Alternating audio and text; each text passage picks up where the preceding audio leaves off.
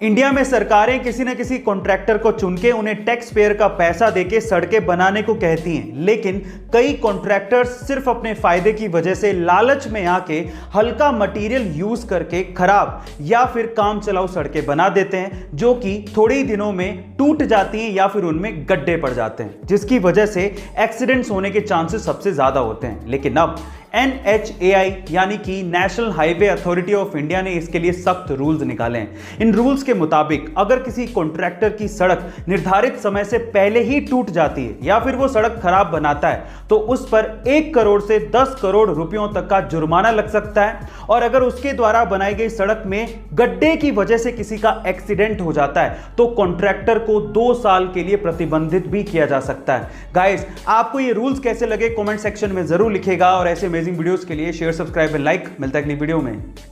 जिंदगी में सफलता ऐसे नहीं मिल जाती, उसके लिए बहुत सी चीजों को जानना और समझना पड़ता है। उन्हीं में से 3 चीजें आज मैं आपको बताता हूं। नंबर 1, सबसे पहले सफलता पाने के लिए आपको अपना माइंडसेट बदलना पड़ेगा, क्योंकि इस दुनिया में वो चीज आपको नहीं मिलती जो आप चाहते हो, बल्कि वो चीज मिलती है जो आप हो। दूसरा, OQP का प्रयास जरूर करो। OQP क्या है? Only quality people. अपने आप को सिर्फ क्वालिटी लोगों के साथ सराउंडेड रखो। और तीसरा, अगर आप वाकई में सक्सेसफुल होना चाहते हो तो अपनी कम्युनिकेशन स्किल को ठीक करो, क्योंकि जब आप मुंह खोलते हो तो आप दुनिया को बताते हो कि आप क्या हो। गाइस, ये 3 चीजें आपको कैसे लगी कमेंट सेक्शन में जरूर लिखेगा, और ऐसे अमेजिंग वीडियोस के लिए शेयर, सब्सक्राइब एंड लाइक। मिलता है अगली वीडियो में। World class vacuum cleaner company में डायसन का नाम आता है, जिसके फाउंडर हैं जेम्स डायसन। लेकिन सक्सेस रातों रात नहीं मिलती। मैं आपकी जानकारी के लिए आपको बता दूं कि डायसन को सिर्फ वैक्यूम क्लीनर का प्रोटोटाइप बनाने में 15 साल का समय लगा, और वो कम से कम 5126 बार फेल हुए। 15 साल और 5127 ट्राई के बाद उन्होंने वो वैक्यूम क्लीनर सक्सेसफुली बनाया, और आज डायसन कंपनी 70,000 करोड़ की कंपनी है। गाइस, वो कहते हैं ना कि अगर आप कोशिशें नहीं छोड़ते तो एक दिन सफलता आपके कदम जरूर चूमती है। गाइस, आपको डायसन की ये स्टोरी कैसे लगी कमेंट सेक्शन में जरूर लिखेगा, और ऐसे अमेजिंग वीडियोस के लिए शेयर, सब्सक्राइब एंड लाइक। मिलता है अगली वीडियो में।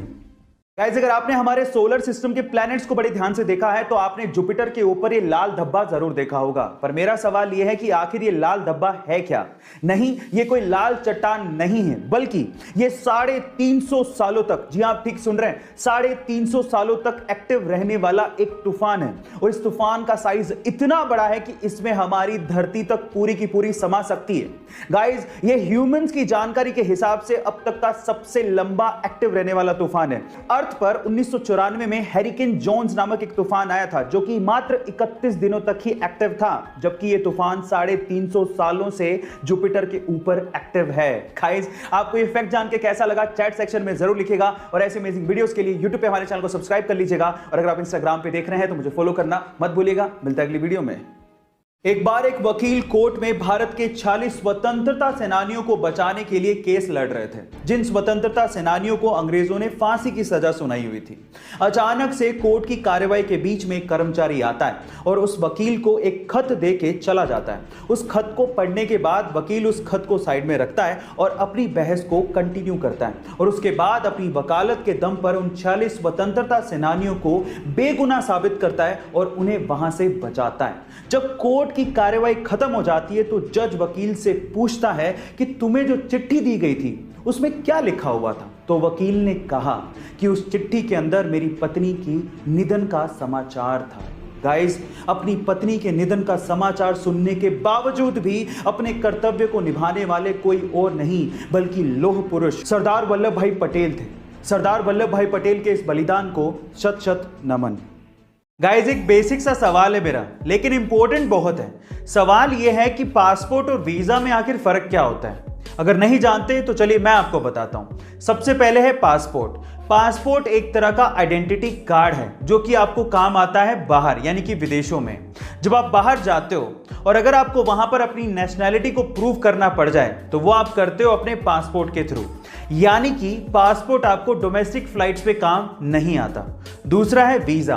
वीजा एक तरह का रिटन डॉक्यूमेंट है जो कि आपको वो देश प्रोवाइड करता है जहां पर आप घूमने जा रहे हो। उस वीजा पे ये साफ साफ लिखा होता है कि उस देश में आप कितने समय तक रुक सकते हो।